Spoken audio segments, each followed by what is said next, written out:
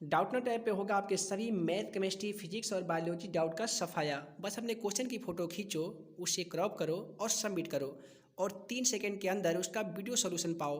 Class 6 से 12 से लेके NEET, IIT, JEE, Mains and advance के लेवल तक। तो आज ही डाउनलोड करें डाउटनट ऐप। तो दोस्तों का फिर से बहुत बहुत स्वागत करता हूं आप सभी का math and magic tips YouTube channel में। दोस्तों अगर आप भी बिहार बोर्ड 10वीं का स्टूडेंट हैं और आप भी 2021 में मैट्रिक का एग्जाम देने वाले हैं तो आज की इस वीडियो में हम लेके आए हैं कक्षा 10वीं के लिए मैथ के एग्जाम में कितने प्रश्न पूछे जाते हैं और कौन से चैप्टर से कितने प्रश्न आपके मैट्रिक बोर्ड एग्जाम में पूछे जाते हैं। तो कक्षा 10वीं मैथ का आज की इस वीडियो में हम आप सभी को बता देने वाले हैं कि कितने ऑब्जेक्टिव रहेंगे, कितने सब्जेक्टिव रहेंगे और कौन से क्वेश्चन को लिखने के लिए आपको कितने मार्क्स दिए जाएंगे। तो पूरी जानकारी इस वीडियो में देने वाला हूं। वीडियो को नए होंगे तो चैनल को सब्सक्राइब कर लीजिए, साथ ही वीडियो को लाइक कर लीजिए। और आज सभी को मालूम होगा कि बिहार बोर्ड 10वीं क्लास हम चालू कर दिए हैं, तो चैनल को सब्सक्राइब कर ही लीजिए ताकि प्रत्येक दिन की क्लास आपसे ना छूटे। तो चलिए फ्रेंड्स बिना समय गवाए वीडियो को शुरू करते हैं। है दोस्तों आपसे बता दें कि बिहार बोर्ड 10वीं के जितने भी स्टूडेंट हैं उनको मैथ के एग्ज़ाम में पूरे 95 प्रश्न देखने को मिलेंगे। तो 95 प्रश्न कैसे होंगे? तो सबसे पहले 1 से लेकर उनको 60 ऑब्जेक्टिव क्वेश्चन दिए जाएंगे, जिसमें से केवल आप सभी को 50 ऑब्जेक्टिव क्वेश्चन का जवाब OMR शीट में रंगना पड़ता है। उसके बाद में आपसे पूछे जाते हैं 35 सब्जेक्टिव क्वेश्चन, जिसमें से पूरे 35 का जवाब नहीं देना पड़ता है। हम आप सभी को वीडियो में बतलाने वाले हैं कि कितने प्रश्न आपको पूछे जाएंगे तो कितने प्रश्न का आपको जवाब देना है। पूरे यहाँ पे पृष्ठ की संख्या की बात करें तो 24 पृष्ठ होते हैं, यानी 24 पेज में प्रश्न होते हैं और फुल मार्क्स जो मैथ में होते हैं वो 100 मार्क्स का एग्जाम होते हैं। इसके लिए आपको समय मिलते हैं, वो मिलते हैं दोस्तों 3 घंटे 15 मिनट। तो चलिए हम आप सभी को बता देते हैं कि ऑब्जेक्टिव प्रश्न कैसे पूछे जाते हैं। यहाँ पे आप सभी देख सकते हैं प्रश्न संख्या 1 से 60 तक के प्रश्न के साथ साथ 4 विकल्प दिए गए हैं, जिनमें से एक सही है। किन्हीं 50 प्रश्नों का उत्तर अपने द्वारा चुने गए सही विकल्प को OMR शीट में चिन्हित करें। यानी नीचे आपको इस प्रश्न पृष्ठ में आपको नीचे 1 से लेकर पूरे 60 तक के ऑब्जेक्टिव क्वेश्चन मिलेंगे, जिसमें से आपको कोई भी ऐसा 50 ऐसा प्रश्न है जो आपको सही सही याद है, उसका जो जवाब है वो OMR शीट आपको एग्ज़ाम पेपर में मिलेगा। तो जो OMR शीट इस तरीके से गोला बना हुआ रहता है, उसी को आपको रंगना पड़ता है। तो जैसे एग्जांपल कि यहाँ पे आप पहला क्वेश्चन को देख पा रहे हैं। पहला क्वेश्चन दिया गया है निम्नलिखित में से कौन सा अभाज्य संख्या है। दोस्तों आप सभी को मालूम होगा कि वैसी संख्या जिसमें एक या स्वयं से भाग लगती हो, ऐसे सभी संख्याओं को हम अभाज्य संख्या कहते हैं। पहला ऑप्शन मिला है 15, ऑप्शन बी में दिया गया है 23, ऑप्शन सी में दिया गया है 12, ऑप्शन डी में दिया गया है 75। दोस्तों आपसे बता दें कि जो भी स्टूडेंट में से क्वेश्चन नंबर 1 का सही जवाब जिस स्टूडेंट को मालूम होगा वीडियो के कमेंट बॉक्स में लिखना बिल्कुल मत भूलिएगा। तो चलिए हम आपसे बता देते हैं।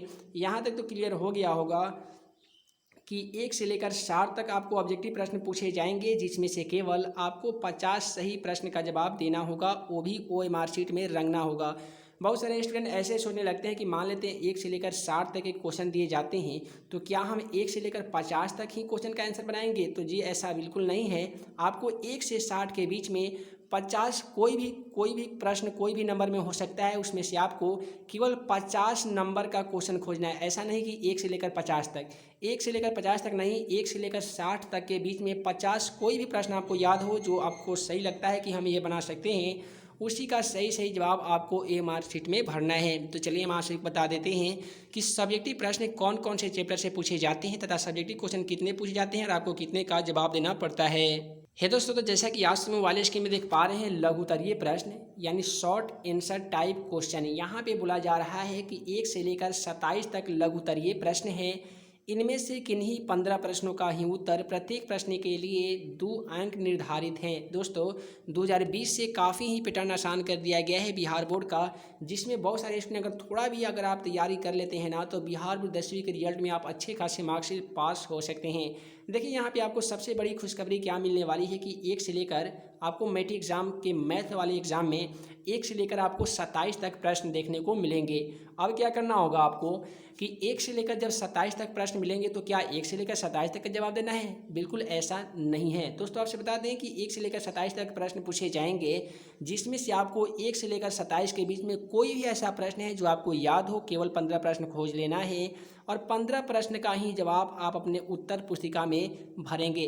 तो आपको कौन कौन ऐसे यहाँ पे देखिए एक ट्रिक आपको लगाना होगा कि 1 से लेकर 27 तक के बीच में कौन कौन ऐसे प्रश्न होते हैं, कौन कौन ऐसे चैप्टर होते हैं जिससे प्रश्न पूछे जाते हैं वो काफ़ी ही आसान होते हैं और उसी का जवाब आपको देना होता है ताकि आपके पूरे 15 प्रश्न भी हल हो जाएं और आपको पूरे फुल मार्क्स भी दे दिए जाएं। तो देखिए यहाँ पे जो एक क्वेश्चन मिलते हैं अपरिमेय संख्या सिद्ध करने के लिए, तो आपको एग्जाम में कोई भी प्रश्न पूछे जा सकते हैं कि सिद्ध करें कि √3 एक अपरिमेय संख्या है या √7 एक अपरिमेय संख्या है या 2 + √3 एक अपरिमेय संख्या। इस प्रकार से परिमेय संख्या से रिलेटेड एक क्वेश्चन पूछे जाते हैं जिसका जो मार्क्स रहते हैं वो 2 मार्क्स के रहते हैं। ठीक है, तो ये प्रश्न आपको बिल्कुल मिस्टेक नहीं करना है। ये प्रश्न का तैयारी आपको एग्जाम में जाने से पहले कर ही लेना होगा, क्योंकि रहता है कि इनमें से कौन सा परिमेय संख्या है, या रहेगा सिद्ध करें कि √3 एक अपरिमेय संख्या है या √5 एक अपरिमेय संख्या है।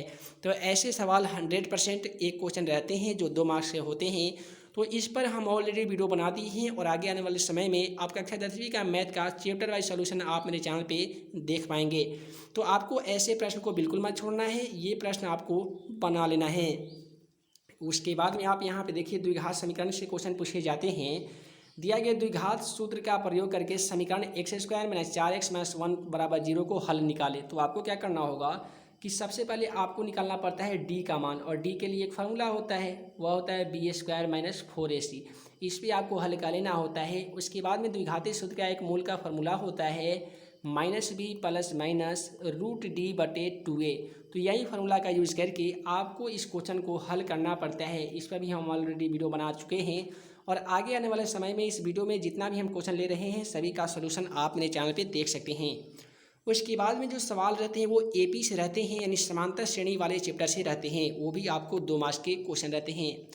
उसके बाद में देखिए ये आपको नियामक ज्यामिति यानी निर्देशांक ज्यामिति से प्रश्न पूछे गए हैं कि x और y में संबंध स्थापित करें यदि तीनों बिंदु x, y 7,1 और 3,-5 समदूरस्थ हैं। ये हालांकि जो प्रश्न है ये आपके बुक के उदाहरण से क्वेश्चन लिए गए हैं। ऐसे प्रश्न तो हालांकि एग्जाम में अभी तक नहीं पूछे गए थे।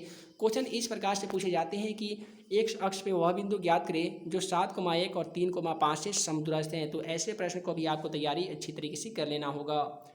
अगला सवाल देख लीजिए कि 2 संख्याओं का मसा 23 है, उनका लसा 1449 है। यदि एक संख्या 161 है तो दूसरी संख्या ज्ञात करें। काफ़ी सिंपल सवाल है। ऐसे सवाल को आपको बिल्कुल मत मिस्टेक करना है, बिल्कुल इसका सही जवाब लिखे आना है। देखिए यहाँ पे मसा दिया गया है और लसा दिया गया है। एक संख्या प्राप्त है, दूसरी संख्या ज्ञात करना है। इसका फॉर्मूला आता है दूसरी संख्या बराबर लसा गुने मसा, जिसको हम शॉर्ट भाषा में SCF गुने LCM कर सकते हैं, और बटा में एक संख्या। ठीक है, तो SCF की जगह पे आपको लिख लेना है 23 गुने 1449 और बटा में 161। उसके बाद में आपको हल कर लेना होगा, आपका आंसर सामने आ जाएगा। उसके बाद में ये सवाल दिया गया है यदि अल्फा बीटा किसी द्विघात बहुपद ax² + bx + c के शून्यक हो तो अल्फा² + बीटा² का मान क्या होगा। तो आप अलजेब्रा का फार्मूला आपको याद होगा, a² + b² का जो फार्मूला होता है उसी पे आपको इस क्वेश्चन को हल करना होगा। यहाँ पे देखिए प्रायिकता से एक ऐसे प्रश्न पूछे जाते हैं जिसका जवाब देना सभी स्टूडेंट के बस में होता है। देखिए यहाँ पे क्या होता है कि 3 सिक्के को एक बार उछाला जाता है तो कम से कम 2 चीज़ आने की प्रायिकता क्या होगी। काफ़ी सिंपल सवाल होता है। देखिए 3 सिक्के को हम उछाल देंगे तो एक सिक्के पे जो संख्या आने वाली रहती है वो हेड टेल आने वाली रहती है। ठीक है, तो इस प्रकार से इसको हल किया जाता है। आपको इस प्रकार से क्वेश्चन भी देखने को मिलेंगे कि 2 सिक्के को एक साथ उछाला जाता है तो जीत आने की प्रायिकता क्या होगी, पट आने की प्रायिकता क्या होगी। तो इस क्वेश्चन को भी आपको ऐसे ही बनाना है। यहाँ पे आप सभी देख सकते हैं कि द्विघात बहुपद के शून्य ज्ञात करना है। शून्य ज्ञात करने के मतलब ये जो समीकरण प्राप्त है आपको उसका आपको गुणनखंड कर देना होगा। आपका आंसर आपके मोबाइल स्क्रीन पे आ जाएगा। उसके बाद में देखिए त्रिकोणमिति का, दोस्तों आपसे बता दें कि एग्जाम में जाने से पहले आप त्रिकोणमिति चैप्टर का बढ़िया से रिवीजन कर लीजिएगा, क्योंकि त्रिकोणमिति ही एक ऐसा चैप्टर है जिस स्टूडेंट का त्रिकोणमिति मौजूद है उसको मैथ में 90+ लाने से कोई नहीं रोक सकता है। क्योंकि जिस स्टूडेंट का त्रिकोणमिति मजबूत होगा निश्चित है कि और सब विषय भी और सब चैप्टर उन स्टूडेंट का निश्चित है कि उनका मजबूत होगा। दोस्तों आपसे बता दें कि त्रिकोणमिति ही एक ऐसा चैप्टर है जिसमें से 20 मार्क्स से सवाल पूछे जाते हैं। तो अतः आप त्रिकोणमिति का तैयारी अच्छी तरीके से करके ही एग्जाम में जाइएगा। त्रिकोणमिति का चैप्टर वाइज हम ऑब्जेक्टिव तथा सब्जेक्टिव क्वेश्चन का सलूशन अपने चैनल पे अपलोड कर दिए हैं। आप मेरे चैनल पे जाके त्रिकोणमिति का वीडियो देख सकते हैं। ठीक है, अगर आप सभी को वीडियो ना मिल रहा हो तो आप यूट्यूब में भी सर्च कर सकते हैं त्रिकोणमिति VVI question 2021 by math and magic tips channel. तो आपको हमारा वीडियो सबसे पहले देखने को मिल जाएगा। उसके बाद में यहाँ पे देखिए कि बहुलक आपको 100% गारंटी है कि एक आपको बहुलक पूछे जाते हैं मैट्रिक एग्जाम में जिसका जवाब देने के लिए आपको 2 मार्क्स दिए जाते हैं।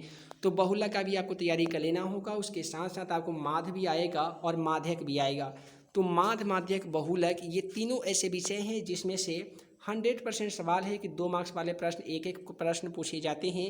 ठीक है, उसके बाद में यहाँ पे आपसे त्रिभुज वाले भी क्वेश्चन पूछे जाते हैं। तो आपको एक ट्रिक बता दें कि त्रिभुज वाले जो प्रश्न पूछे जाते हैं, बहुत सारे ऐसे स्टूडेंट होते हैं जिनको बनाना नहीं आता है और ऐसे प्रश्न भी उनको समझ में, जब ट्यूशन पढ़ते हैं या कहीं पे भी पढ़ते हैं तो उनको समझ में नहीं आता है। तो ऐसे प्रश्न को आपको छोड़ देना होगा। ठीक है, ताकि आपको ऐसे प्रश्न को चयन करना होगा बनाने के लिए जो आपको अच्छे तरीके से सोल्यूशन उसका आता हो, ताकि आप उसका जो बनाए, जो भी जवाब उसका मार्क्स आपको फुल मिल पाए। उसके बाद में यहाँ पे नीचे देख सकते हैं, हम आप सभी को बता ही रहे थे त्रिकोणमिति से ज़्यादा सवाल पूछे जाते हैं। यहाँ पे भी एक त्रिकोणमिति का क्वेश्चन है। इसके बाद में ये जो क्वेश्चन है त्रिभुज का केंद्रक का निर्देशांक ज्ञात करने के लिए, तो ये भी आपके मेट्रिक एग्जाम के लिए काफ़ी इंपॉर्टेंट चैप्टर है। इसको भी आपको पढ़ के ही 2021 का एग्ज़ाम देना होगा।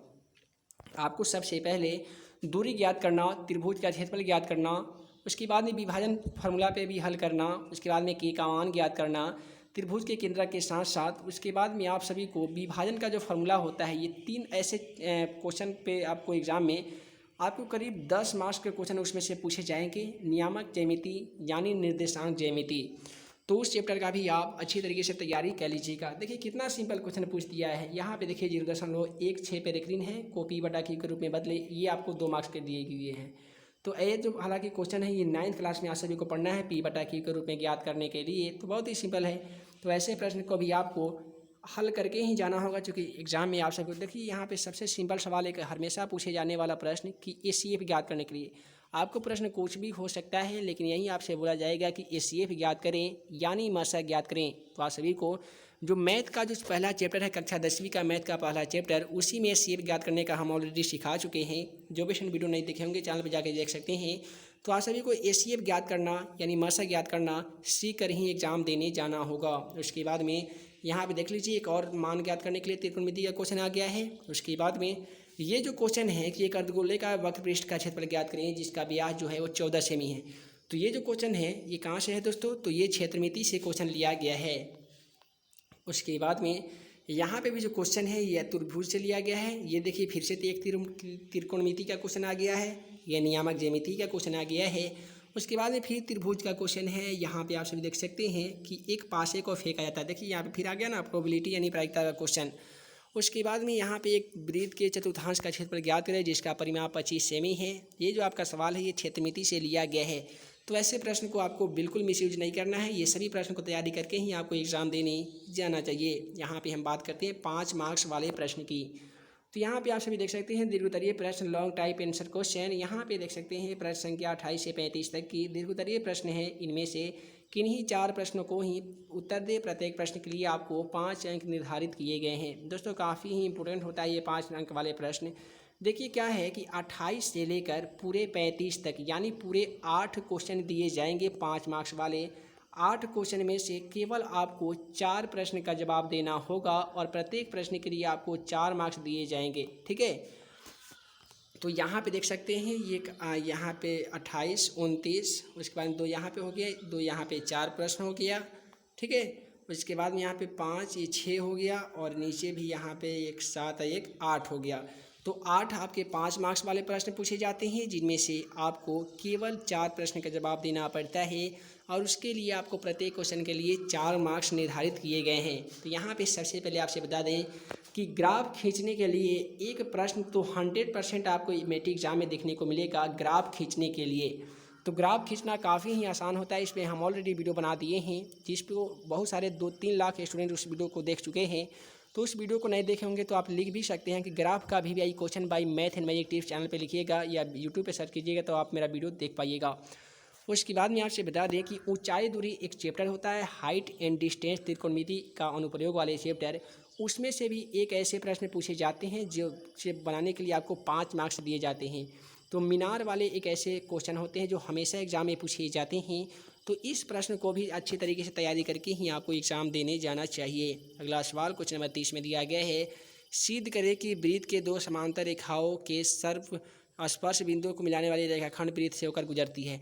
तो ये जो क्वेश्चन है आपको प्रमेय से पूछा गया है, तो प्रमेय का भी आप अच्छी तरीके से तैयारी करके जाएंगे। द्विघात बहुपद, द्विघात समीकरण से भी सवाल पूछे जाते हैं।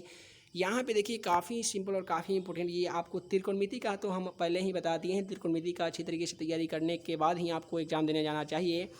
तो यहाँ पे दिया गया है कि सिद्ध करेगी, तो जो सिद्ध करने के लिए जो क्वेश्चन है ये 5 मार्क्स के हैं और ये भी किसके हैं, तो त्रिकोणमिति चैप्टर के हैं।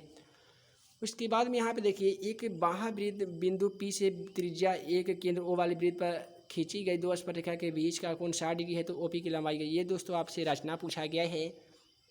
और यहाँ पे भी एक रचना है, 3.5 सेमी त्रिज्या का एक वृत्त खींचे, वृत्त पर दो स्पर्शरेखा खींचे जो लंबवत हो। तो काफ़ी सिंपल है, 3.5 सेमी का इस तरीके से एक आप वृत्त खींच लेते हैं, ठीक है। और इस पर आपको दो ऐसे स्पर्शरेखा खींचनी होती है जो लंबवत होती है, ठीक है। तो बहुत सिंपल है दोस्तों ये सब बनाना। तो मैं आपको जितने भी वीडियो में क्वेश्चन बताया हूँ जो मैट्रिक एग्जाम में पहले पिछले आपके मैट्रिक एग्जाम में पूछे जा चुके हैं, ऐसे ही प्रश्न आपको इसी टाइप के आपको मैट्रिक बोर्ड एग्जाम 2021 में पूछे जाएंगे। तो मैं जितने भी प्रश्न आप सभी को इस वीडियो में बताया हूँ, आप चाहते हैं इसका सलूशन पाना, तो आप हमें कमेंट के बॉक्स में लिख के बता सकते हैं कि हाँ सर इसका सलूशन चाहिए, तो मैं आप सभी को पूरे क्वेश्चन का चैप्टर वाइज सलूशन दे दूँगा, ठीक है। तो फिलहाल इस वीडियो में इतना ही, हम जल्द मिलेंगे अगले वीडियो में नए भी आई क्वेश्चन के साथ। तब तक के लिए वीडियो के लिए बहुत बहुत धन्यवाद दोस्तों। आपसे बता दें कि जो भी स्टूडेंट अभी तक PDF डाउनलोड नहीं किए हैं, तो वीडियो के डिस्क्रिप्शन में दिए गए लिंक को क्लिक करके कक्षा 10वीं का चैप्टर वाइज ऑब्जेक्टिव तथा सब्जेक्टिव क्वेश्चन का PDF आप फ्री में डाउनलोड कर सकते हैं। तो जाइए वीडियो के डिस्क्रिप्शन में दिए गए लिंक को क्लिक करके आप मेरे द्वारा बनाए गए मोबाइल ऐप को भी डाउनलोड कर लीजिए, ताकि आपकी जो मैट्रिक की जो तैयारी है वो काफ़ी ही बेहतर हो सके। तो इस वीडियो में इतना ही, हम जल्द मिलेंगे अगले वीडियो में नए भी क्वेश्चन के साथ। तब तक के लिए वीडियो देखने के लिए बहुत बहुत धन्यवाद।